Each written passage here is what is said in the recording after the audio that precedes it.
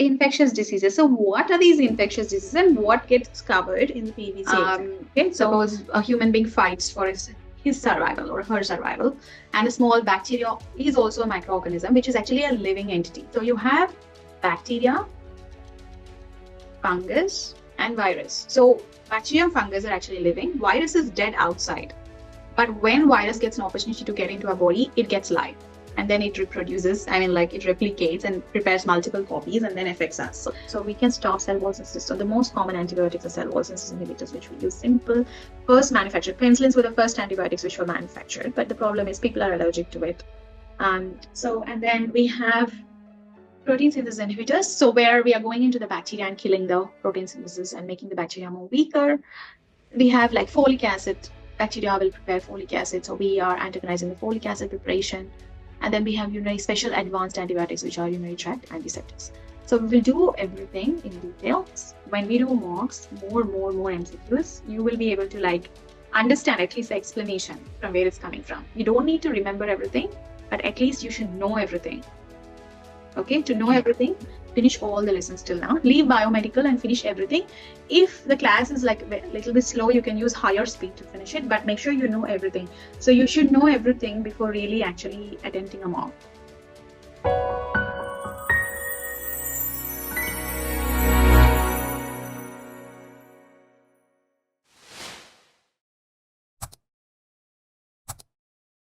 Hello, nice to meet you all. After a while, we had initially autonomic pharmacology sessions together, and you've had fair bit of biomedical sciences and everything with Sir Arif, and then Shama ma'am was teaching you the other aspects of dermatology, and I think she was doing the minor ailments, and then the I think the non-therapy areas as well. So today I will start with infectious diseases. One second. So today I will start with infectious diseases. So I've got, so I will show you what infectious diseases are important, what we need to focus for the PEBC exam. And then we will go into cancer chemotherapy after that, after finishing infectious diseases. But infectious diseases by itself is a broad topic, so we'll do it in very much detail relevant to the exam. And after that, as I said, we'll go into oncology. One more thing, for the June exam students who are giving the exam in June, we are going to start fast track MCQ and fast track revision series, so to help you clear the exam in first attempt. So you will have multiple mock question discussions for PEBC exam, and then you will have revision sessions as well, rigorous revisions to help you clear the exam in first attempt. So Jaspreet, don't worry, you're in the right hands. I didn't hear you properly. Jaspreet, 26th June. So you've got plenty of time. March, April, May, we'll do rigorous revision sessions and mocks as well to help you clear the exam. So we will launch this fast track series. So, but the rest of the students also can participate who are giving not in June, but a while later. It's open to all. So let's start with infectious diseases. What is important for the PEBC exam? So a lot of people get scared even to attend the PEBC exam, thinking that it's going to be really tough. But if you understand the rationality behind the patient care and apply the knowledge, it'll be a cakewalk. So don't worry, we are there with you. Nice to see you, Jisa. How are you going? When are you giving exam? Hi, ma'am. I'm good. How are you, ma'am? Good, thank you so much. When are you planning? Ma'am, actually, I would like to give the exam at least in this year, but my problem is my transcript. I didn't get my transcript from my university. Oh, you asked for someone in Punjab, right? Yes. No, ma'am, not Punjab, the Tamil Nadu MGR University. Oh, yeah. Sorry. I think I put in the groups, but no one is really responding. But there was one guy from Tamil Nadu who cleared OPRA exam from us. So I will try to text him personally if he can help. MGR University. Yeah, ma'am. Yeah, sure. If you can do that, that will be really helpful for me, because it's too hard to get from them, ma'am. So actually, so you're living in Canada? Yep, I'm in Canada. That's why you're finding it hard. So I will try my best, Chiza, because I want you to give exam. Yeah, thank you. Okay, I'll try my best. So exam slots will close. I think it's closed, isn't it, for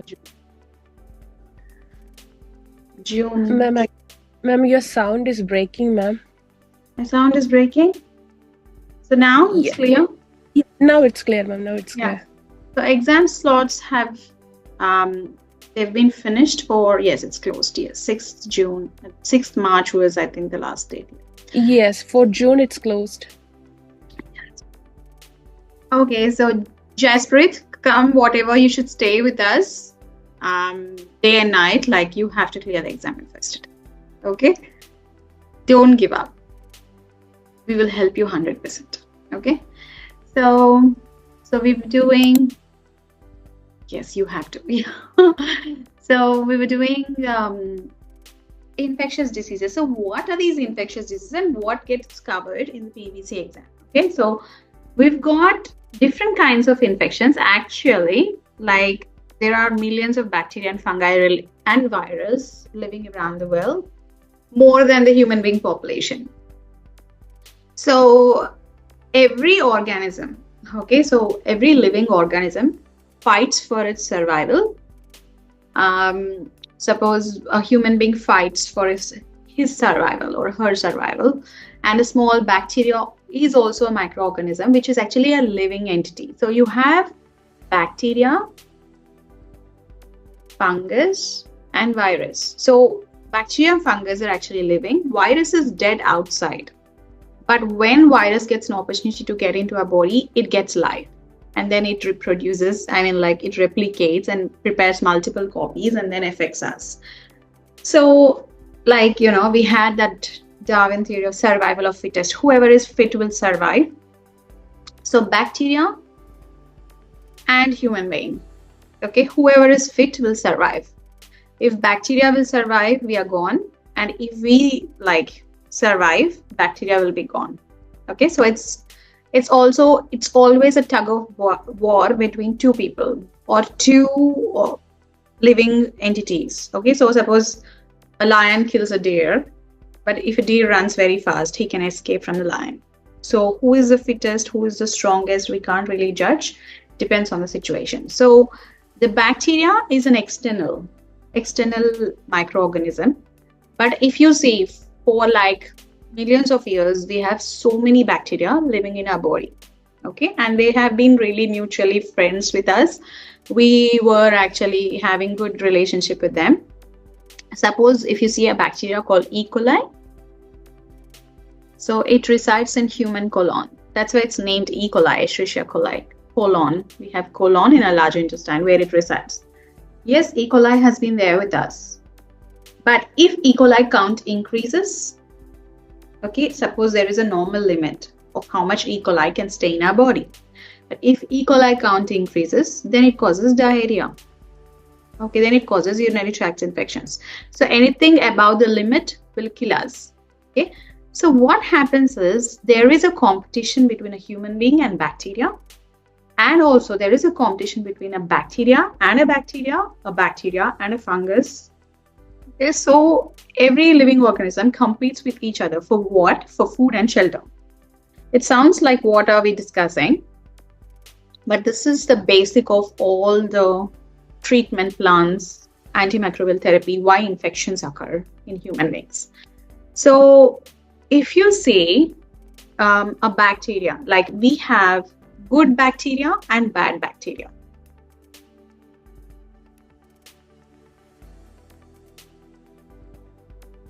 So good versus bad. So good bacteria is amazing. So good gut bacteria, it's like, if we cut the trees out, we ask to plant the trees again. How the trees are important outside, in the same way, good bacteria is important for our body. Good bacteria will protect us against infections. Why will it protect against infections? Suppose I've got a good bacteria in my body and a bad bacteria, BB. They both fight with each other. Okay? If good bacteria count reduces, the bad bacteria grows, because now it's getting more food and shelter in my body, nicely residing in my intestines. When the bad bacteria count increases, I get infections. Okay, who will save me? Good bacteria should save me. Okay, should fight with the bad bacteria. I mean, it's a competition. It's competing for food and shelter. Suppose if we give an antibiotic to a patient. So what is antibiotic? Something which kills. Anti means against. Biotic means living microorganism. Okay, it kills the microorganisms. So how these antibiotics are prepared actually? If we have to really know before really studying about infectious diseases, such a big domain for PEBC exam. So if you see the soil, suppose a sample of soil, okay, you've got millions of bacteria,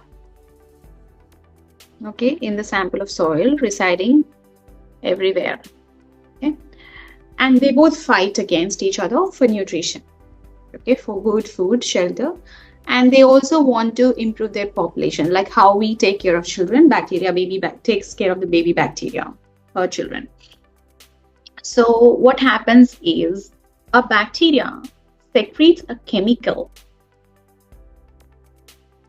which can kill the other bacteria or control the population of the other bacteria.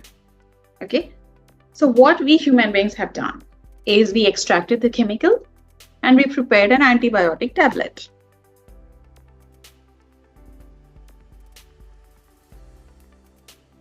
Okay, so we prepared an antibiotic preparation, a tablet. So that means, where are these antibiotics coming from? Yes, they're coming from our laboratories, but the chemicals which are secreted by the other bacteria, which can kill the other bacteria. Okay, we are extracting the chemicals. And that is why we have to really judiciously use the antibiotics, because with the antibiotics, there is not much scope to expand them, because nature is giving it. And if nature is giving it, it's a very limited amount.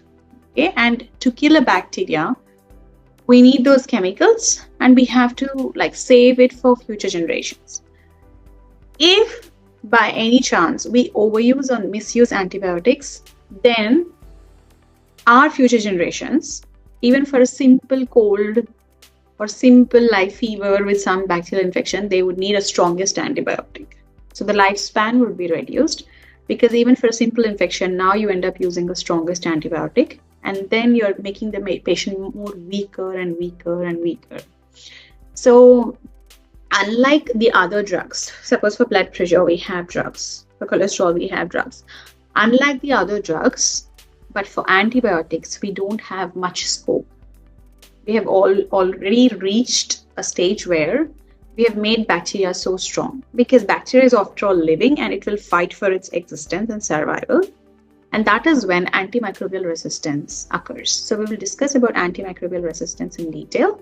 Where are these antibiotics coming from? They are coming from the bacteria, the chemicals secreted by one bacteria, which is used to kill the other bacteria and control the population. And every human being wants to raise a baby and have their generations. In the same way, bacteria wants to protect themselves, their family.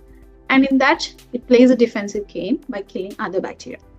Suppose if I give a strongest antibiotic, okay, to a patient with just a normal infection, okay,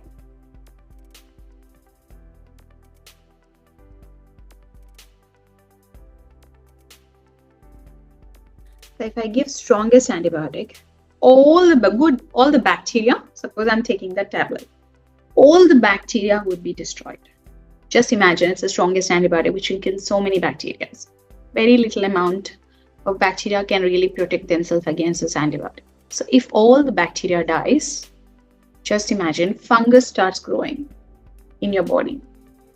Because now fungus doesn't have anyone to fight or anyone to control him. So now fungus will start growing, and then fungus causes fungal infections.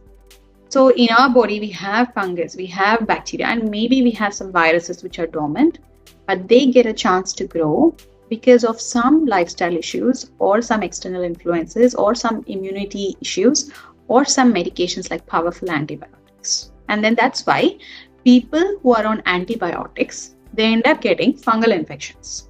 Okay. So, and then we have to treat the fungal infection. So a fungal infections are normally very simple and easy to treat, but a fungal infection can get very serious. So any infection can be simple if we are strong, and any infection can get serious if we are weak. And the count of the bacteria or the microorganism or fungus or virus increases, the load. If you talk about the virus, the viral load increases and we become weaker and weaker. Our body, our white blood cells are unable to fight with that infection. We become more and more weaker and we end up giving up the game. So if we win, we live. If bacteria wins, it lives. And of course, it's a competition between bacteria and us, and between bacteria and bacteria, between bacteria and fungus. So what causes this infectious diseases? We have, as I said, plenty of bacteria, but we want good bacteria in our body. Okay, so we want probiotics, good gut bacteria in our body, good biotics, the good bacterial count, which comes from fiber intake, and good bacteria is like lactobacillus. Okay, lactobacillus, which you get from yogurt, it actually produces hydrogen peroxide, which kills and limits the growth of other bacteria and helps us fight against infections. Okay, so a bacteria can kill the other bacteria, and we are using that principle in preparing antibiotics. Okay, but we shouldn't misuse antibiotics. We will delve into those topics as well. So for the PEBC exam, an infectious disease is something which is like bacterial count increases, our own bacteria inside our own body. It has been there for a while, but suddenly E. coli count increases and we get diarrhea, urinary tract infection, or we have touched someone or something and acquired an infection. Okay, so infectious diseases definitely needs antimicrobials or antifungal or antiviral treatment. Otherwise, with a simple gastro, a simple nausea, vomiting, and stomach abdomen pain, people can die. Okay, there are some places in Africa who are deprived of good antibiotic therapy, and death rates are high. So access to the antibiotics is very important to save the life, because we have to help our body to kill the microorganism. Our body, when it gets weaker and weaker, we don't produce enough white blood cells, or our white blood cells are not enough strong to fight with the infection. We definitely need external help with the antibiotics, but the antibiotics should be used in a judicious way. So for the PEBC exam, what topics are covered? Acute bronchitis. So any bacteria, the golden rule for preparing for infectious diseases, any bacteria can cause any infection. Point number 1. Any bacteria can cause any infection, but there are some common bacteria for a particular infection which normally cause infections. Which bacteria exactly caused infection? Who will tell? A microbiologist. He will culture the sputum or culture the sample and then say, okay, this bacteria is dominating. So this bacteria caused this infection and you have to start this antibiotic.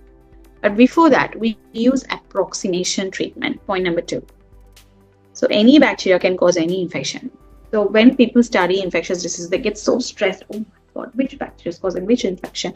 I'm so stressed. I'm not able to remember the facts. But remember, any bacteria can cause any infection. But there are some common bacteria which is causing common infections, and we are studying about them. Okay. And then the treatment is an approximation based on the best possible guidelines. So as Canadian guidelines, we follow CPS guidelines and decide the antimicrobial treatment regime for different infectious diseases. So every country has their own guidelines, like CPS for Canada. So we design antimicrobial therapy based on the best practice, okay, based on the guidelines, based on the experience from other treatments of other patients, and we follow those guidelines and treat it.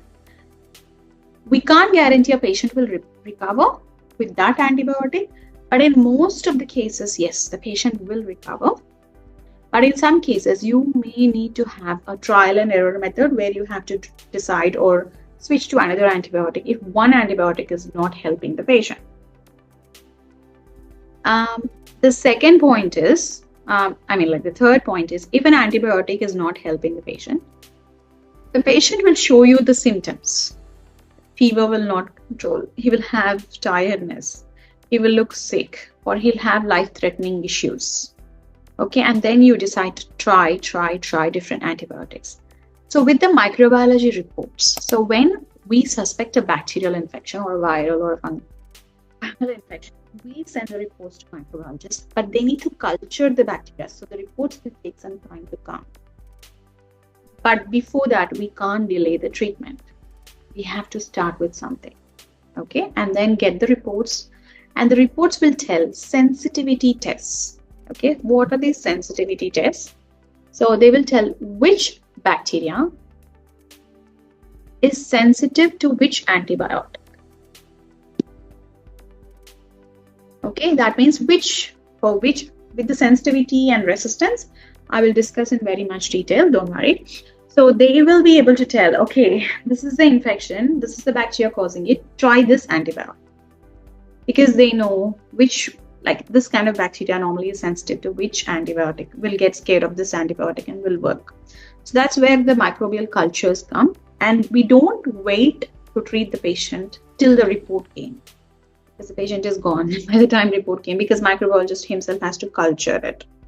So any bacteria can cause any infection. We have different antibiotics to treat the bacteria, and bacterial count increases, then it creates trouble for us.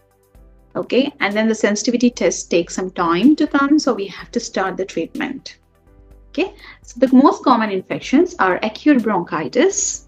So concerning Canadian practice, bronchitis, again, bronchus, lungs, inflammation of lungs. So there is a bacteria which is causing inflammation of lungs, simple. Osteomyelitis, osteo means bone. So there is a bacteria which is causing bone infections. Otitis, oto means ears. So there is a bacteria which is causing ear infections. Rhinosinusitis, rhinoceros has two horns, or one horn rhinoceros. So rhinosinusitis. So there is a bacteria which is causing rhino and sinusitis infection. Meningitis. So around our brain we have layers called meninges.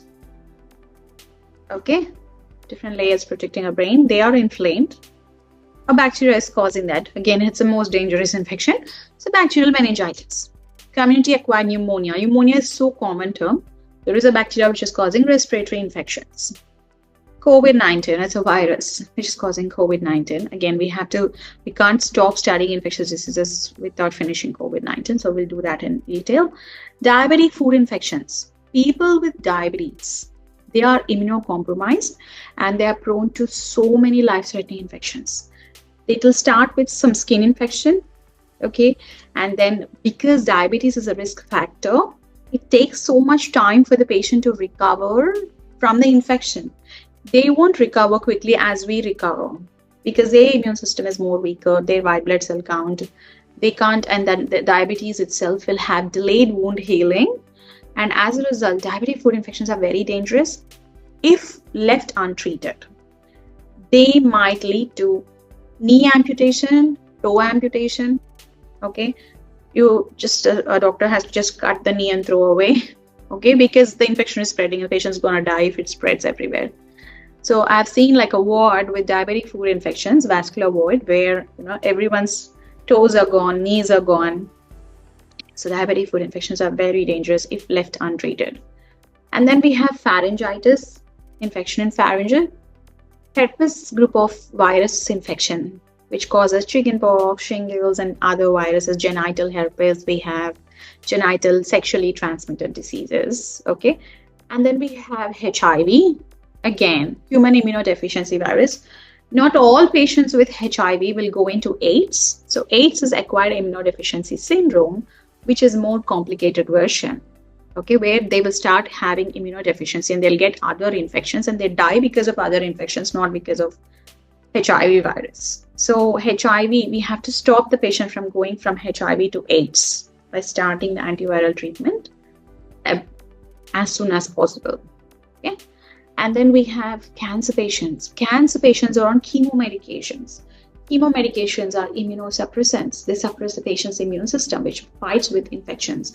When cancer medications are given, we are killing our own cells, where we are also killing cancer cells, along with white blood cells, lymphocytes, okay, T lymphocytes, which help us protect against infections. As a result, the patient's gonna have too many infections, opportunistic infections, just like diabetes. Cancer is also in an immunocompromised state. Then we have endocarditis, infective. Oh my God, that's like, endocardium. Cardium means heart. So a layer in the heart got infected. So how to manage and prevent it? And people who had surgeries or heart transplantation, or some will have like implants in their heart, pacemakers, metals in their heart. So they would be more prone to these kind of infections, and we have to help them. Influenza, flu virus. Okay, so we have annual influenza vaccinations for it to prevent it. We have Lyme disease. We have malaria prevention. And then we have sexually transmitted diseases. Traveler's diarrhea caused by E. coli. Tuberculosis, it's a TB infection. And then, of course, we need to aggressively treat TB. We have 2 different phases of treatment for TB. So we'll discuss about that. And then we have urinary tract infections. Okay, so most common. Every female reproductive age or pregnant woman normally gets urinary tract infection. But again, elderly male are more prone to UTIs, urinary tract infections. So when you see these infections, they are acquired through different sources. But if I say a patient has acquired an infection normally, or difference, and then versus a patient has acquired an infection sexually.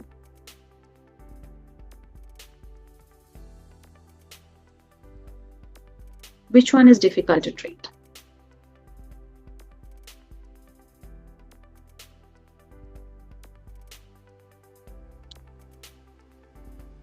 Like the one which is got through sexually.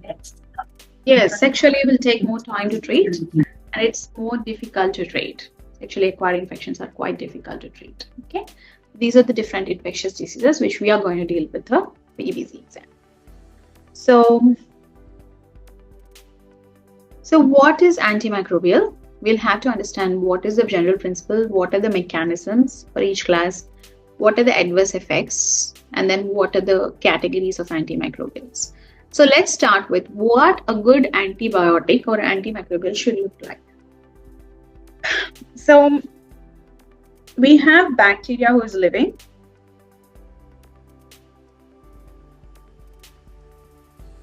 Versus we have human being who is living. So bacteria are unicellular organisms. They have only one cell, but we have multiple cells. Okay, we are multicellular organisms. So when we are talking about a term called antibiotic, we are opposing the bacteria or the biotic, which is living organism. So there is a chance when you're trying to oppose a living organism, your body can be affected. So a good antibiotic should kill the bacteria. It should not harm us. Because why are we taking medications to harm us? No. The good antibiotic should be able to go inside the bacteria and kill it. If that's what we want. And then there are 2 different types of killing or antibacterial activity. They are bactericidal and bacteriostatic. Suicidal, ending the life. So bactericidal means the antibiotics will kill the bacteria. And then there are a group of antibiotics which are bacteriostatic, means they will stop the growth of bacteria. Okay, so which one is more powerful?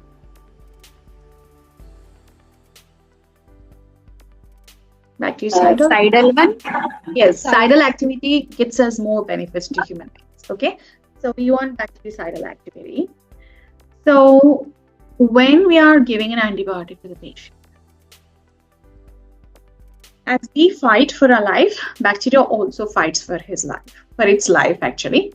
So what it will do is, suppose if there is a danger, if there is a pit hole, we are traveling on the road and there is a pit hole, and we know that if someone steps in, they're going to fall, and one of a child is coming running, like one of your babies or one of your family members is coming running towards a pit hole.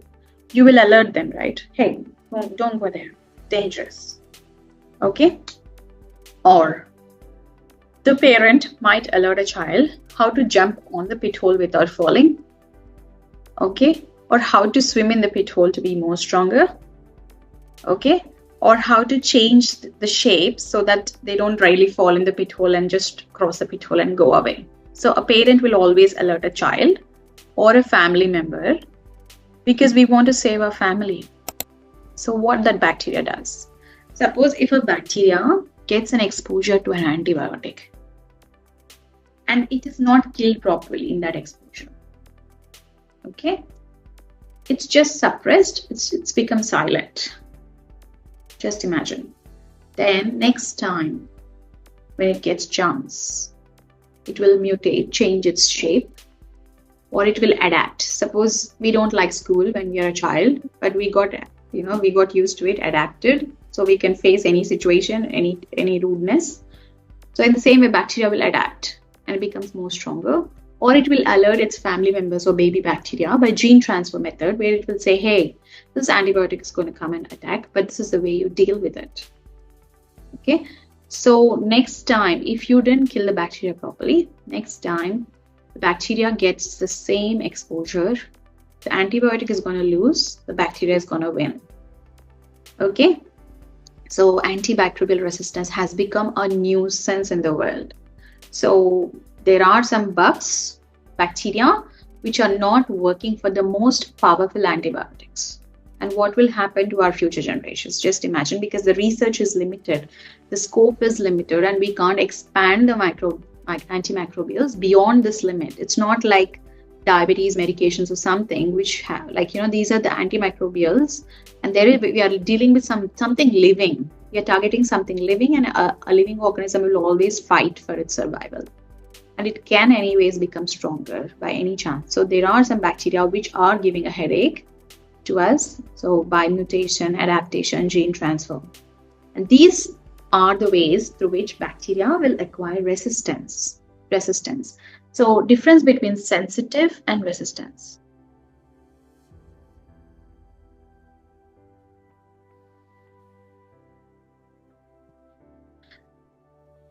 We want the bacteria to be sensitive or resistant. Sensitive means scared, resistance means strong. So we want the bacteria to be sensitive or resistant.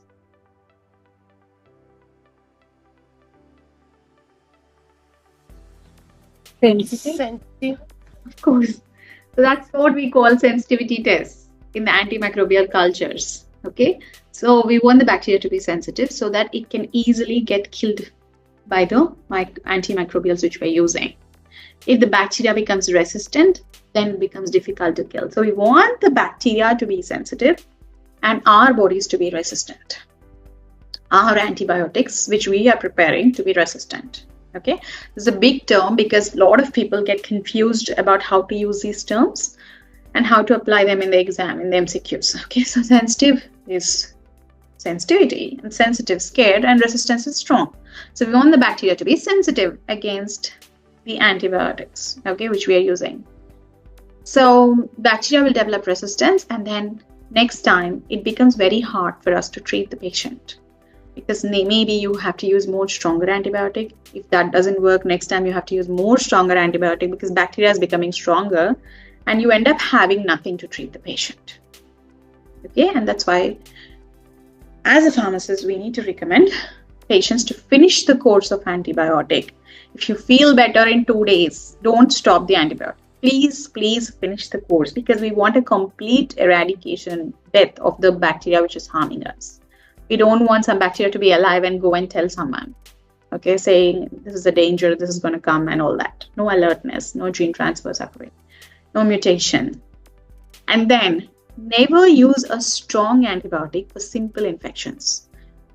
In the first instance, for simple infection, you end up using a strong antibiotic. Then for stronger infections, what would you do? You need more strongest. And it's not like only you are affected, only the patient is affected. The bugs, strong bugs, suppose a bacteria has developed a strength, mutation, adaptation, gene transfer in a patient. Will it stay in that patient? It will go to the other patient. It will get transferred. So human beings are traveling, airports, cruises, here, there. So when a human being is traveling, he's carrying a strong bacteria with him, which is going to not work for any antimicrobials. He's going to transmit it to the other patients, and people who are weak end up getting infections and die. So it's not a one-person problem. If we use and misuse a wrong antibiotic, like in a wrong way, then only we are not affected. The whole human being population is affected. Okay, so that's why we need to use a narrow antibiotic. The broad means strong antibiotic, which will work against so many bacteria. Narrow antibiotics will work only for some bacteria. So if it's a simple infection, we go with first narrow spectrum.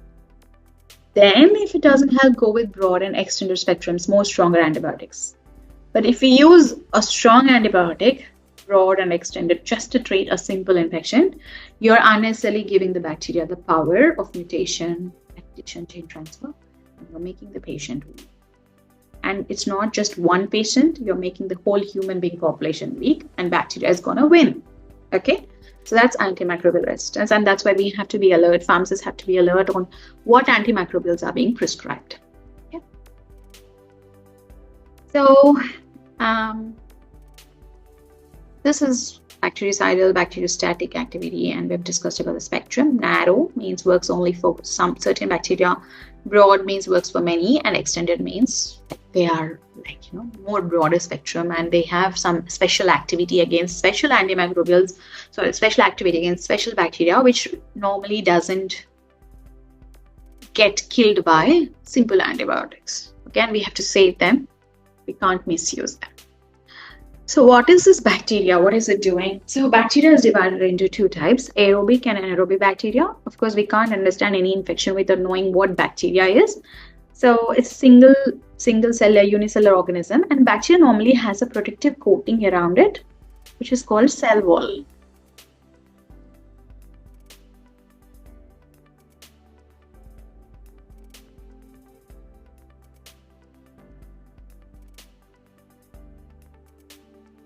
So bacteria is divided into aerobic. Of course, it needs oxygen. And anaerobic means it doesn't need oxygen. Okay.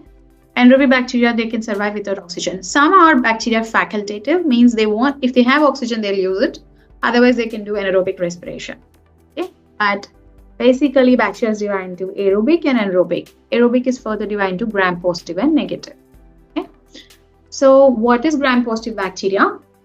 So there is a staining technique which we do, and then we see that it's gram-positive, gram-negative. Based on the staining it acquires.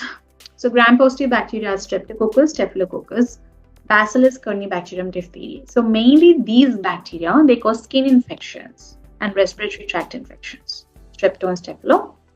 If you remember the gram-positive bacteria, the rest of all are gram-negative bacteria. Easy. Every bacteria in the world, apart from these four bacteria, you can think as it's gram-negative bacteria. Okay. And then we have anaerobic bacteria, which can survive without oxygen, like Clostridium difficile, Clostridium tetanus, and bacteroids. And there are some antibiotics which will work for anaerobic bacteria. So we have different antimicrobials and classification, which we will do for sure. But let's see what happens. Let's do a case. So let's see this Mrs. Jones case. We'll see what happens to the patient. I want all of you to read this case.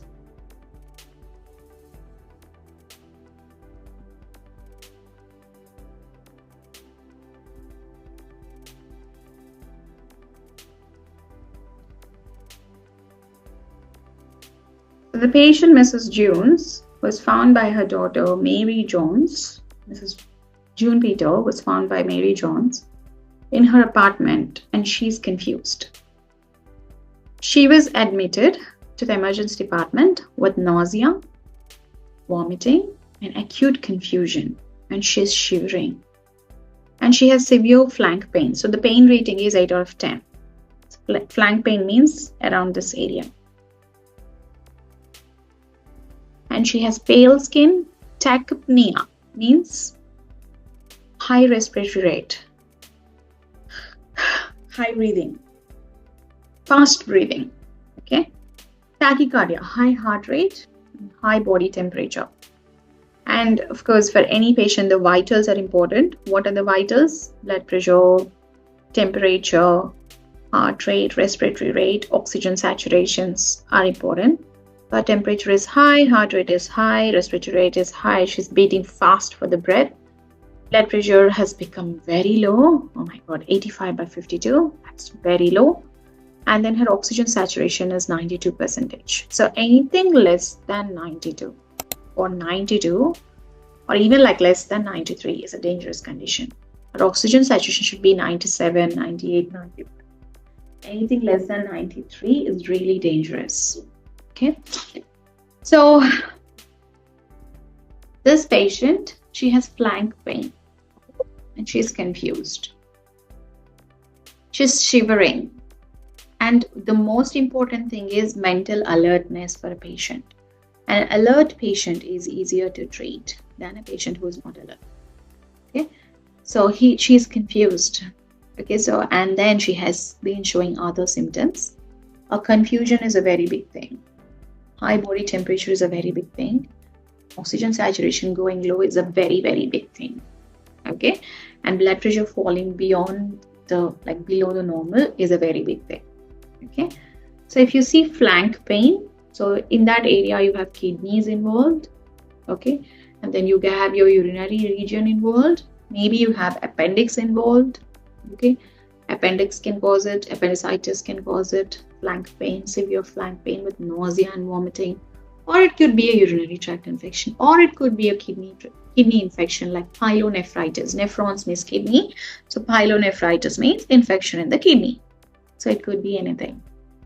Okay, so this is an alarming symptoms and we need immediate medical attention. Okay, otherwise we are going to lose the patient. Okay, this is a medical emergency. Okay, if a patient is confused, it's a big thing. Alertness is the most important thing for, okay, so for the vital signs which the doctor checks that you're living, that the proof that you're alert. Sometimes doctors end up asking questions, who is the prime minister of your country, just to see if you're aware of your senses. What's your name? What is the breakfast you had last? To check how alert and oriented you are. And he checks your vital signs, blood pressure, sugar levels, and then breathing, how your respiratory rate is, because breathing is the first sign of life. Okay, and then he proceeds to treat. So what happened to this patient? So can anyone guess what happened to this patient?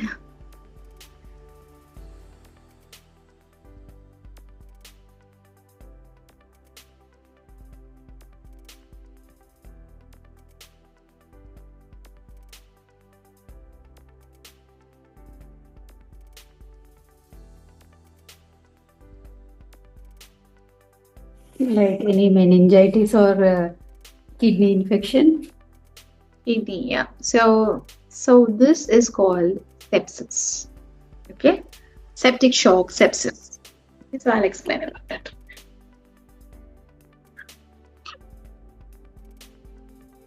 So sepsis or septic shock. Okay, so what happens is any infection can become sepsis. Any infection of these, bronchitis, osteomyelitis, otitis, rhinosinusitis, meningitis, community acquired pneumonia, COVID-19, diabetes, food infections. See, when we are treating a patient and he has a history of these infections and we are treating them, suppose we have given an antibiotic to treat his osteomyelitis, or maybe we have given an antibiotic to treat urinary tract infection, a simple antibiotic, we've sent them home, but they come more confused. They come more having more fever, which is called febrile. It's a scientific term which we use for fever. They come with more problems, respiratory rate, and then mainly blood pressure falls down, which is again a big risk factor. So when they come, it means they could be a situation where the bacteria has become more strong and it has moved into the patient's bloodstream. Okay. So urinary tract infection means urinary tract, the infection, the bacteria would be restricted there. But if it's showing systemic symptoms, chest UTI, what you would have, painful burning sensation in the urine. Okay, but you're having fever, nausea, vomiting, more advanced symptoms, means bacteria is becoming more strong, more strong. Can oral antibiotics help in this stage, or should you go with IVs?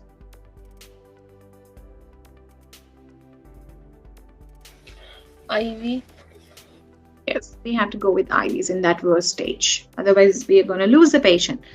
So oral versus IV. So what to use depends on how severe the condition is. So if the bacteria leaks from an infected place into the bloodstream, we end up having sepsis. Okay, so normally bacteria in bloodstream is called bacteremia. Okay, bacteremia. So bacteria goes into the bloodstream, and our body, some persons' bodies, they aggressively react. Okay, so they have these white blood cells. So it's like a war. Just imagine there is a war between two countries, and entire finances, resources are focused on the war, and there is no food or shelter for the remaining rest of the public. Okay, so this is what happens, rest of the public living in that country. So this is what happens. Your body declares a war. So just like an allergic reaction, an anaphylactic reaction, your body can go into septic shock, which is a medical emergency. It's a life-threatening response. The entire body focuses on just killing the bacteria in the blood by sending WBC cells everywhere, only into that space. So as a result, the circulation around your body, where the blood has to circulate, decreases, the blood pressure decreases, the patient's blood pressure decreases, the vitals get affected, fever. Whenever some infection occurs, you have fever. It's your body telling, please protect me, please protect me. So entire body is focused on the war, white blood cells, bacteria, killing bacteria, and then you don't have any other resources, and the other organs will start like declining because they don't get blood supply. If they don't get blood supply, they don't have oxygen saturation decreases, and kidneys fail, lungs can fail, brain can fail, so any organ, heart can fail, because there's a war. It's a medical emergency. Okay, so sepsis is a life-threatening response, and any infection, if it gets worse left untreated, can go into sepsis, where the bacteria from that infected site, suppose someone had a diabetic food infection, the bacteria from that infected site can go into bloodstream and kill, and then increase the count, and then trigger an immune response from your body, where your body will declare a war, and then you don't have resources, and then all the body parts start failing. This is sepsis. It's a life-threatening, overwhelming, aggressive response by your body, and as a result, all your tissues can fall. Like kidneys can just blast out like bulbs without even functioning properly, because they don't get blood supply, because the entire blood is focused on killing the bacteria, and then death can happen. So it's overactive response. It's just like if you eat peanut butter, you're allergic, and then you end up in ICU. So it's just same like that. It's a medical emergency. If you don't treat bacteria in bloodstream, which is causing sepsis, bacteremia, or sepsis, where the bacteria is leaking into the bloodstream, then it can go to severe sepsis and septic shock, and we may lose the patient. So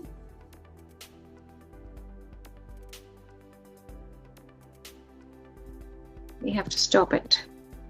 Okay, so anything can go with sepsis, and as pharmacists, we have to know what is sepsis in very much detail.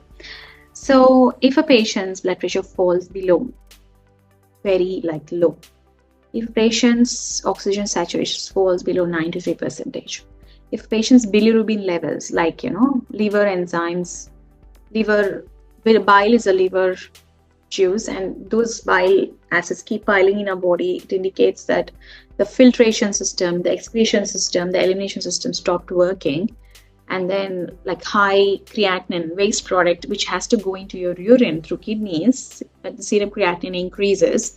That means your kidneys and liver are failing, and then your body is having too much high lactic acid levels accumulating. That means you don't have enough oxygen to conduct proper respiration, and then your body pH will reduce and become too much acidic.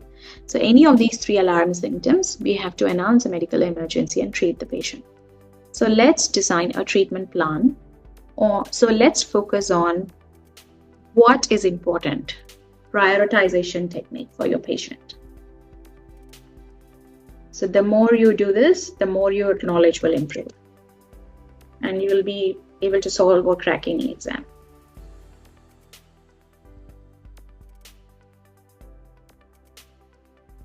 So we're going to do prioritization prioritization technique.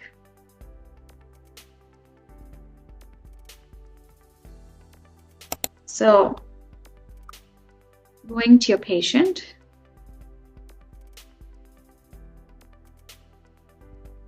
So now you're going to design a treatment plan.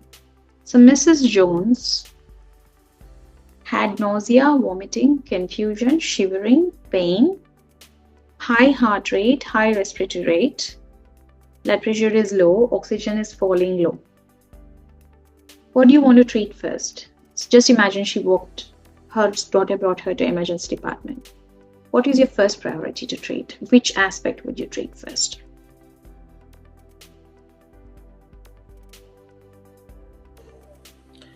Hypotension and tachycardia. Anyone else? Like oxygen. Excellent. BP. First is oxygen. We'll go one by one. So oxygen. So will you give her oxygen, like oxygen mask, wear her an oxygen mask and give her oxygen? Yes, that's what we do. 100%. Good job, Jaspreet. And second is blood pressure. We need to increase the blood pressure, because falling below and low blood pressure means your tissues and cells will not, kidneys, and imagine your kidneys are not receiving enough blood because there's no pressure with which the blood has to flow. There's no supply, and they start failing because there's no oxygen. If there's no blood, there's no oxygen. So you need to do intravenous fluid resuscitation. Resuck means bringing the patient back to life. Okay, so we have to give fluids just to put the volume up in the patient's body and help the patient have good blood pressure, like normal blood pressure where the blood circulates everywhere. And if the blood moves everywhere, then it's going to give life to those cells and tissues and prevent the death of tissues. Tissue death means, just imagine kidney tissues death, kidney fails, and then we can't recover them. Okay, and then what we'll do next?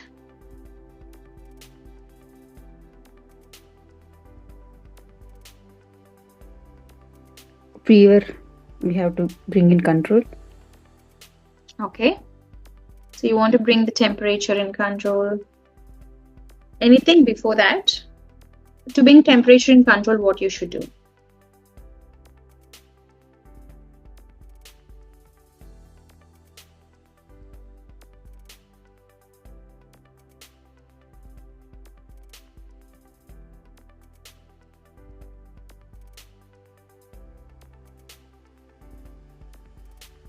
Like antibiotics.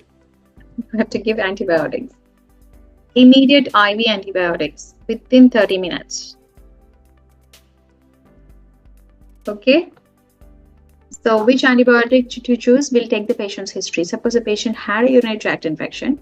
So we'll choose an antibiotic which is used for urinary tract advanced sepsis. Okay. So any antibiotic choice will be on basically, again, approximation, trial and error method.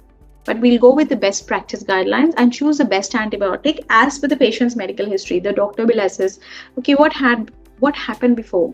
The patient had pneumonia and got treated. The patient had urinary tract infection, flank pain, you see it's urinary region. So we choose an antibiotic which is IV, but which is best for urinary problems and sepsis associated with advanced. And we are going to use broad spectrum antibiotics in sepsis or narrow spectrum antibiotics. Broad spectrum. We need to use strong ones because we need to kill the bacteria and the sepsis, which is a life-threatening emergency. And one more point is, so sometimes we don't know what actually causes sepsis, which bacteria. So we have to go with some antibiotic which will work for most of the bacteria.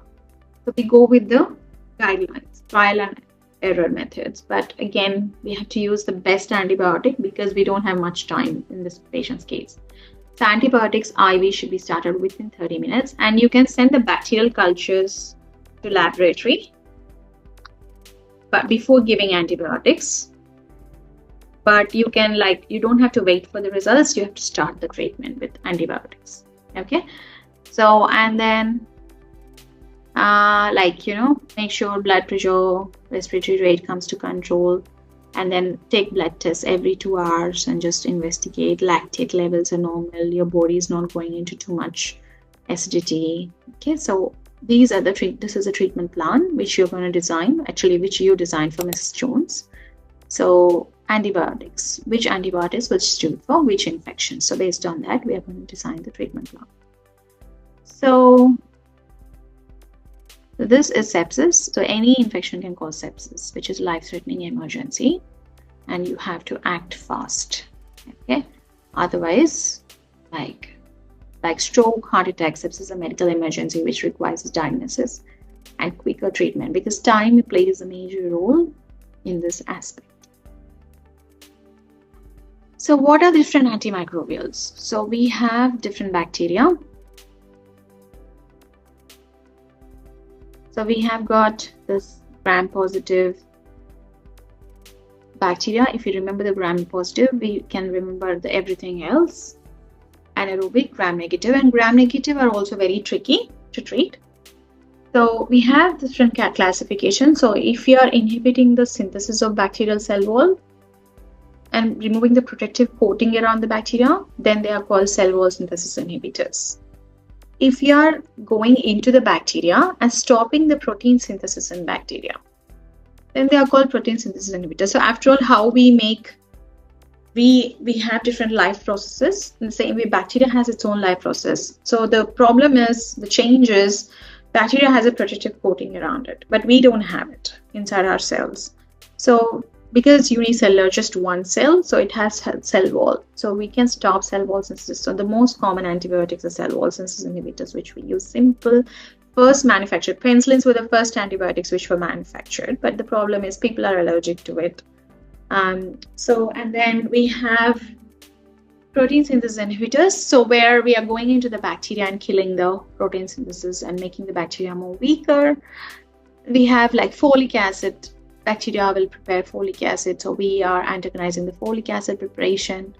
And then we have special advanced antibiotics, which are urinary tract antiseptics. So we will do everything in detail. So about all these antibiotics, okay, one by one, and then we'll go from there. Okay, so the basic antibiotics are penicillins, which we started actually generations ago when penicillins were discovered, their first antibiotics. Penicillins, cephalosporins are like sisters. Okay, similar activities they have, but advanced cephalosporins are a bit more stronger.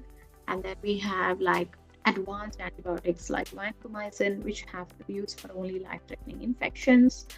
And then we have aminoglycosides. Mainly these are urinary antibiotics. They work well for urinary tract infections. And we have chloramphenicol, which we use for conjunctivitis, which we have, I think, have you finished conjunctivitis? I think in the ophthalmology chapter, you must have done it. And then clindamycin we have, which is mainly works well for anaerobic infections, those bacteria which causes like anaerobic bacterial infections. And then we've got macrolides, which are very broad spectrum. And then we have tetracyclines, which are also very broad spectrum. And then we have advanced sulfonamides and trimethoprim. This combination works brilliantly for respiratory infections, urinary infections, or infections in immunocompromised patients. We use these combination antibiotics to prevent infections in immunocompromised patients. Suppose some patient had a kidney transplant, he is more prone to infections now. So we have to prevent that. So we use these antibiotic combinations. And then we have quinolones and other urinary tract antiseptics. These are actually prepared for urinary tract infection. The first quinolone antibiotics which was discovered was nalidixic acid. But later scientists realized that these are advanced antibiotics, so let's use it only for life-threatening infections. Don't use it for just UTIs. Okay, you can treat UTI with simple antibiotics, but if it gets overwhelming, like patient is not responding, then you go for them. And they are very broad spectrum. They work for many infections. And these are the last, almost like quinolones are very advanced antibiotics. And beyond this also, we have very like newly discovered antibiotics. But again, we have to restrict the use. Okay, so any doubts so far, guys? We're good? Nabeen, hi, how are you? Good. Hello, ma'am. How are you? Good, thank you. When are you giving exam? I have no idea, ma'am. I'm just stuck. So you are in Canada? Yes, ma'am. So what's happening with your this one, like registration? I literally haven't started yet, ma'am. I will start now, and let's see what happens. Okay.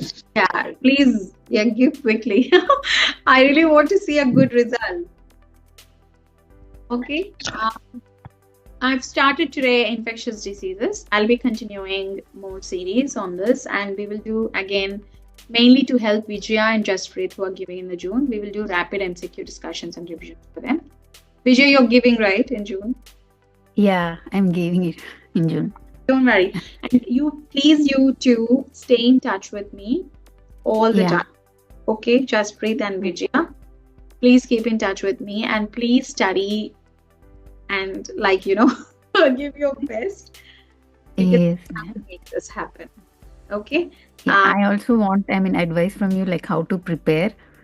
Yeah. So do one thing. Did you finish listening to all classes till now?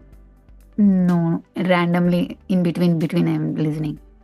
Can you finish all the classes like at least once so you have a broad knowledge of everything? Jaspreet and Vijaya, can you report me once you finish listening to all classes at least once till now? Okay. Vijaya and Jaspreet, can you please report me?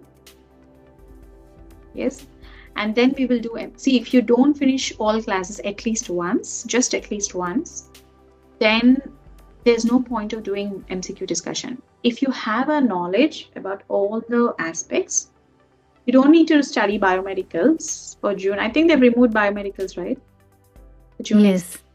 So that's good. You don't have to study that, but rest of the classes, make a timetable and send me the timetable of what you have done personally. And what I will do is when we do mocks, more MCQs, you will be able to understand at least the explanation from where it's coming from. You don't need to remember everything, but at least you should know everything. Okay, to know everything, finish all the lessons till now. Leave biomedical and finish everything. If the class is a little bit slow, you can use higher speed to finish it, but make sure you know everything. So you should know everything before really actually attempting a mock. Okay, knowing means not like you're not saying quinolones, what are they, and then not telling every name of everything, but you should know what's a quinolone, what's an antibiotic, what is the infection, what is croup, what is cardiovascular issues, what are the nephrology issues. At least you should have a basic understanding of the concept. So please message me. Jaspreet, Vijaya, you are under my control. I want this result and we are doing it. June 26th is the exam. And okay, so make sure you finish all the lessons and make a timetable and send me. I don't know how you'll do afternoon, lunchtime, dinner time, bedtime, how you'll do, but please, it's a strict ultimatum for you both. You finish them. So that because we have to make sense in MCQ discussions and we will be doing it. Okay. Okay. Yeah. Okay. Okay, guys. I think I'll end this class and then we will continue the rest of infectious diseases. We'll announce the timetable. I think today evening, after some time you have Shama Ma'am's class. So that has been announced. So don't worry if you feel anything complicated. Okay. Because I'm here to make it simple for you. Okay, don't worry. Okay. Okay, guys. I think it was nice meeting you after a while. Yeah, after a long time. Yes. Have you finished my classes, right? The basic classes? Yeah, I've done it. All of them? Jaspreet, you've done the basic classes, right? Mine. Okay. Okay, guys. Okay, Nabin, how are you studying classes? Have you finished listening? I think almost, ma'am. Almost? Yeah. Okay. Anyways, you have enough time. Yeah, don't forget listening to today's class, Nabin. Okay? Okay, Thank you. Thank you so much, guys. Take care. Bye.